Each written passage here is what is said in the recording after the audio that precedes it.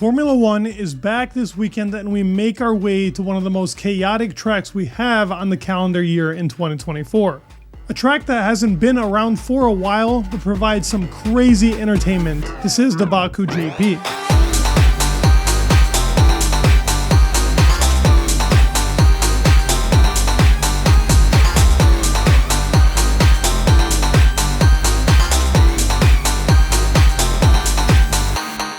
The Baku GP is one of the newest GPs we've been introduced to in the past 10 years. But it's made itself very known considering the crazy moments we've already had in this short amount of time. In 2017, for Azerbaijan, we actually had Lance Stroll get his first podium in F1 and one of his most notable performances in his career. The Williams in 2017 was horrendous and he still ended up somehow finishing on the podium, and while it was a very chaotic GP, it was impressive to see him within the top three. And almost two if it wasn't for Valtteri picking him off right at the last second. Part of the incidents in 2017 was when Vettel thought that he was brake checked by Lewis, so he ended up giving him a nudge, and this was actually the start of the friendship between Vettel and Lewis. Also, before I get further, my voice is a bit weaker, I am a bit sick, so if you're wondering why it sounds a bit softer and maybe a little bit more messed up for the video, that is why. I'm sorry about that. In 2018, we had Ricciardo and Verstappen collide. This was probably one of the incidents that actually had Ricciardo leaving. Who you put the blame on, that's up to you. But in that time period, this was a huge commotion and very big drama amongst the team.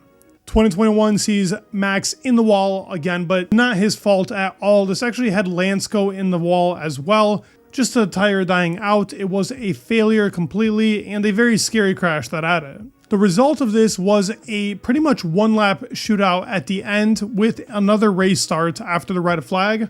And Lewis had his famous magic moment and pretty much just went straight. Honestly, if he would have won this GP, it would have been a big defying moment in Abu Dhabi of 2021. And last moment I wanted to mention, even though it's not in chronological order, is when Fernando Alonso drove the car on two dead tires all the way to the pit lane, which gave him extensive floor damage, and the guy still ended up finishing P7 in this GP. Had to bring it up because Alonso is just insane to just go through a GP like this, but just to remind you what this guy is built of. This is our 17th race of the year, which is just crazy to think about that we've had already 16 races, and we do not have too much more left. Typically, Baku is a sprint weekend, but not now. That sprint weekend will be used in the US and in Qatar.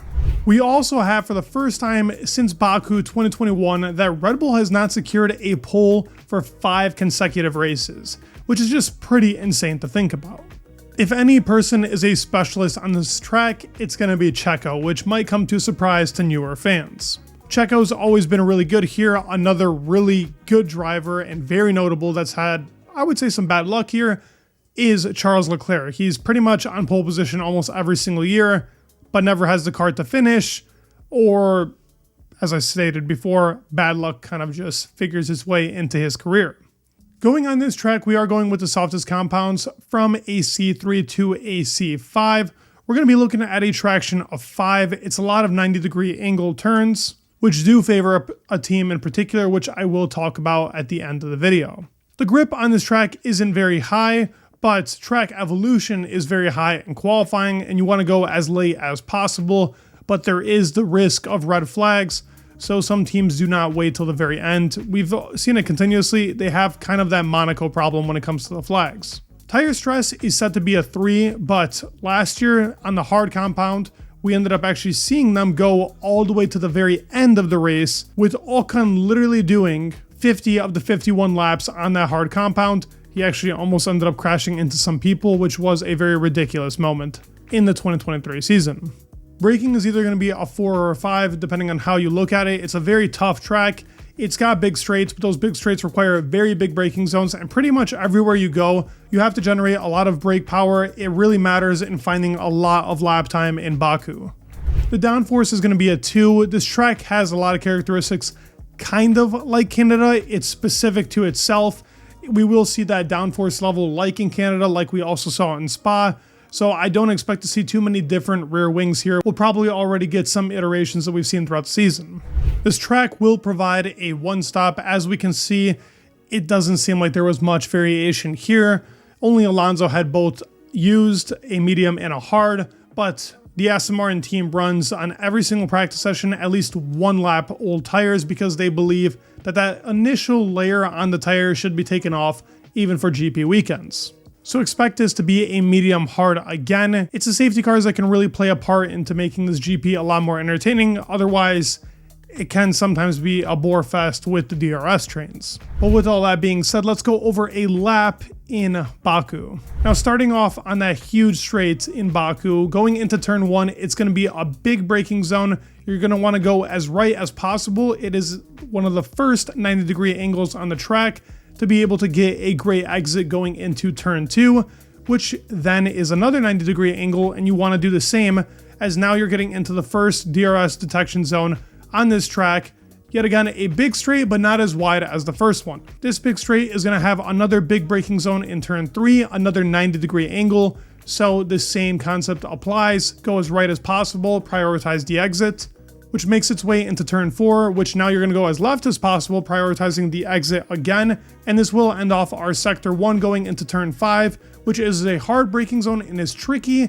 You want to set it up going into 6 to be able to prioritize that mini straight that's there, which then leads us into turn 7, which is very tricky. You want to clip some of that curb and turn your car off of being on the curb, which leads into the castle section, which is 8, 9, 10, and 11. This is the infamous Charles Leclerc stupid moment. But as you get into turn 8, to get the most out of this section, you almost want to straight line the car through 8, 9, and 10, but then setting your car back up to the left to prioritize that exit, which then goes into 12, which you want to prioritize the exit again. And then we have a bit of a flat out section in 13, 14, and then we get into 15, which is probably the hardest braking zone to nail on the Baku GP. It's a hard braking zone, but it's really easy to lock up here, and the wall is very close, but a lot of lap time can be found. This then leads us into the end of sector 2. We get into sector 3, which is turn 16, another 90-degree angle. You go as right as possible, prioritize the exit, so that 17, 18, and 19 can all be flat out, and very important for that huge straight where you will get a DRS zone by the end of it to finish out a lap in Baku. Most of the overtakes are going to happen into turn 1. We have seen some happen into turn 3 and possibly turn 4 if you're Fernando Alonso. But now let's go into the best, the worst teams, and the top 5, my predictions for the Baku GP. As for the best teams and why I believe they're the best teams, McLaren, pretty easy to point out why I do believe they're going to be number 1. I don't believe they have a huge advantage here, but they still will be the strongest team off of race pace. I'm not just talking about qualifying. I do believe Ferrari is going to be in P2, and I actually think that the top contenders, McLaren and Ferrari, either one of those could be race winners. Mercedes in P3, I do think Red Bull will be in P4. Depends on how their GP weekend is going to go. I think Baku and Singapore are just going to be hell for the team. It's kind of the kryptonite for the car anyways, and now they're struggling with setup anywhere they go. So I don't expect Baku to be one of those GPs where they can actually shine. Hopefully Max can pull something out. Worst teams going into here, Sauber, the obvious one. Just like McLaren's number 1, Sauber is also a nice P10 every single race when it comes to constructors. Now, it's tricky between 9, 8, 7, and 6. It can honestly go back and forth between those teams on who's the worst. But I will say for this GP, I think RB, because of the straight line speed, they also haven't been good in these 90-degree turn angles. They do have a new floor coming. Let's see if Daniel Ricciardo can make it work. But I do believe that RB is going to be the 9th worst team. Daniel does love this track, and Yuki's actually done pretty well here as well. They did have a couple of good GPs, so it's quite shocking to put him here, but I do think tenths make up the difference unless you're Sauber. And kind of like with RB and straight line speed, same thing with Alpine. I do believe they're going to struggle with straight line speed. I do think Haas and Aston Martin are much better in that avenue, and the Williams is kind of in the middle. You never really know where the team's going to end up, but I got to give them props. This new upgrade seems to be working, and I do believe they can fight for points again. This then leads me into the end of the top 5. Let's go over them quickly. I do think Max will get himself in top 5, but just barely. I think Lewis and George will all be fighting for this P5 position. It will be close. At P4, I think Oscar is going to put himself up here. I don't think he's as good as Lando in Baku. And yes, he only has 1 year of experience here, but I just don't believe this is one of his tracks, especially when it comes to his strengths. He likes the higher speed corners. I think that most of his strengths come out in those medium to high speed corners because of commitment, but he was good in Monaco, so maybe I'm wrong, but P4 for me for Oscar. I do think we're going to see Carlos Sainz back on the podium, so I got him in P3, and I am wearing a orange shirt, so if you could guess who's P2 and 1, what would you say right now? Well, probably most of you got it wrong. I think Leclerc is getting that P1. I think Lando in P2. That's going to finish out our top 5.